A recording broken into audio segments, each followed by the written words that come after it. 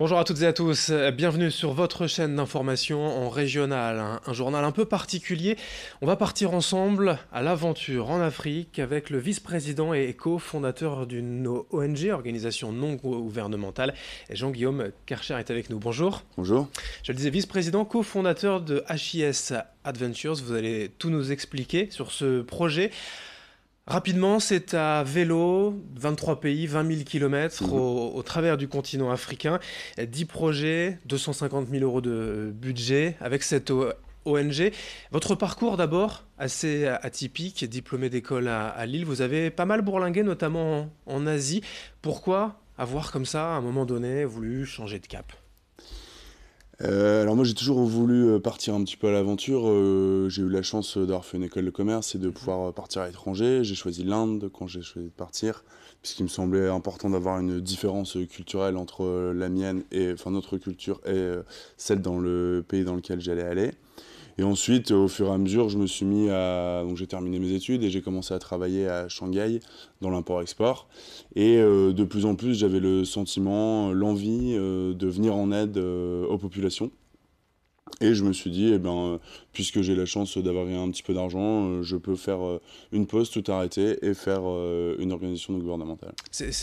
Vos emplois, votre travail n'avait pas assez de sens finalement, même si vous Exactement, réussissiez tout professionnellement, à mais il fait. fallait donner voilà, plus de sens, plus de valeur. Exactement, tout à fait, oui. J'avais pas la sensation, en fait, en me levant le matin, de rendre le monde meilleur, et c'était du coup pas en accord avec mes valeurs, et c'est pour ça que j'ai décidé de tout arrêter. Alors il y a eu l'Asie effectivement dans votre parcours, d'autres continents même, mais l'Afrique, pas professionnellement, c'est ça qui vous a tenté aussi, et surtout de le faire avec d'autres valeurs? Alors, le process, c'était plutôt, j'ai pas encore été en Amérique du Sud, j'ai pas encore été en Australie, j'ai pas été en Afrique, c'est lequel le plus dur? À mon sens, c'est l'Afrique, et du coup, ça a été l'Afrique. Avec quel projet? Alors, quelle a été vraiment l'idée de départ? Puisque des projets éducatifs, il y en a plein, on peut en créer de toutes sortes. Quelle a été Tout à fait. voilà, votre ambition dès le départ? Alors moi, au départ, je voulais juste, entre guillemets, descendre l'Afrique à vélo. Et après, je me suis dit, comment est-ce que je pourrais venir en aide aux populations en Afrique? Mhm. Et j'ai eu la sensation que l'éducation allait permettre de solutionner différentes problématiques. C'est un petit peu transcender plein de problématiques, l'environnement, le droit de la femme, le droit des enfants. Et je me suis dit, bon, bah, je vais utiliser le voyage à vélo en Afrique comme levier pour l'association pour créer le buzz, l'engouement autour du projet quand des gens ne se seraient pas forcément intéressés à une association qui vient en aide à des projets éducatifs en Afrique. Des projets comme celui-ci, caritatif, de jeunes gens, on en a déjà évoqué pas mal, mais c'est parfois effectivement sous couvert d'une association. Là, on est carrément sur une ONG, c'est un peu une division au-dessus. Vous êtes très nombreux finalement, c'est une nouvelle société que vous avez créée. Oui, en quelque sorte, très nombreux, je sais pas si le terme est exact, mais on est une dizaine de personnes qui travaillons effectivement un, un haut niveau d'investissement dans l'ONG. Et ensuite, on a une trentaine de personnes qui vont venir en support pour faire de la traduction d'articles, pour faire de l'editing vidéo, de l'editing photo, puisqu'on en aura besoin dans notre communication. L'ONG s'appelle donc HIS Adventures. Mm, mm. C'est un acronyme HIS, ça veut dire Oui. quoi? HIS, ça veut dire Help, Inspire, Share. Donc help, c'est aider en anglais. Donc aider les projets éducatifs en Afrique dans un premier temps. Ensuite, c'est inspire, inspirer, inspirer des gens à voyager différemment. Alors différemment à travers le vélo, mais aussi aller à la rencontre des populations locales lorsqu'on se déplace en faisant du tourisme. Et ensuite, il y a share, partager.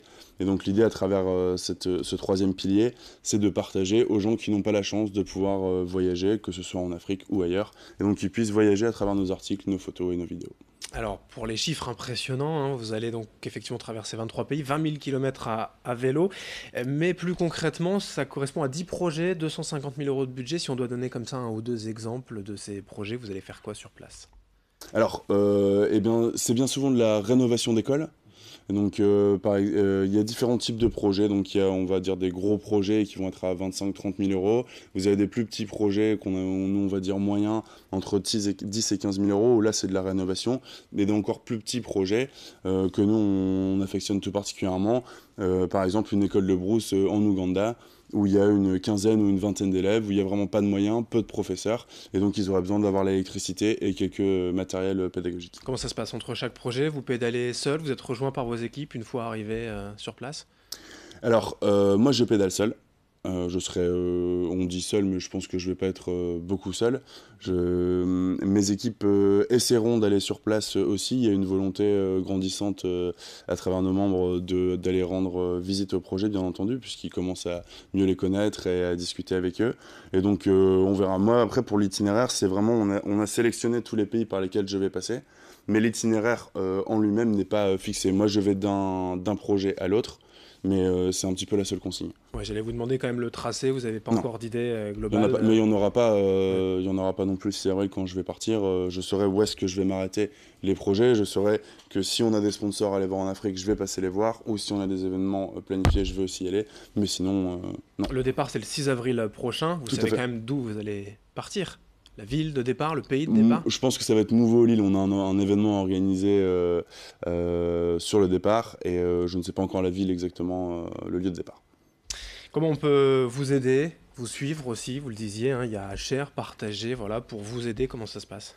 Alors la première étape qui est absolument essentielle, c'est de nous suivre à travers les réseaux sociaux, puisque moi je vais à partir de février commencer à aller voir des sponsors. On a déjà quelques sponsors, mais je vais être vraiment plus actif sur cette phase. Et on a besoin d'avoir donc des gens qui nous suivent pour que les sponsors aient la sensation de donner une communauté et donc d'avoir un impact sur leur investissement. Et ensuite, vous pouvez tout à fait nous venir en aide, donc ce dont on évoquait tout à l'heure, faire de la traduction, de l'editing vidéo ou de l'editing photo, puisqu'on va avoir pas mal de boulot en termes de communication pour les 3 ans à venir. Ouais, une aide financière ou matérielle, du Ça sera bénévolat, aussi tout est... possible, voilà exactement. On va lancer une campagne de crowdfunding, je pense, à partir de juin 2019. D'accord. Et donc les gens qui souhaitent donner pour aider les projets éducatifs pourront aussi le faire à ce moment-là.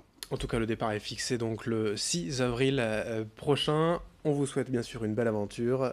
Toutes les infos sur la page Facebook Tout à fait. HIS Adventures. Voilà. Merci Jean-Guillaume Karcher. Merci, bonne journée. Vice-président et cofondateur donc de cette ONG, je le disais, 23 pays traversés en Afrique, 20 000 km, 10 projets éducatifs. Voilà pour cette édition, pour cette interview. D'autres infos à suivre dans un instant.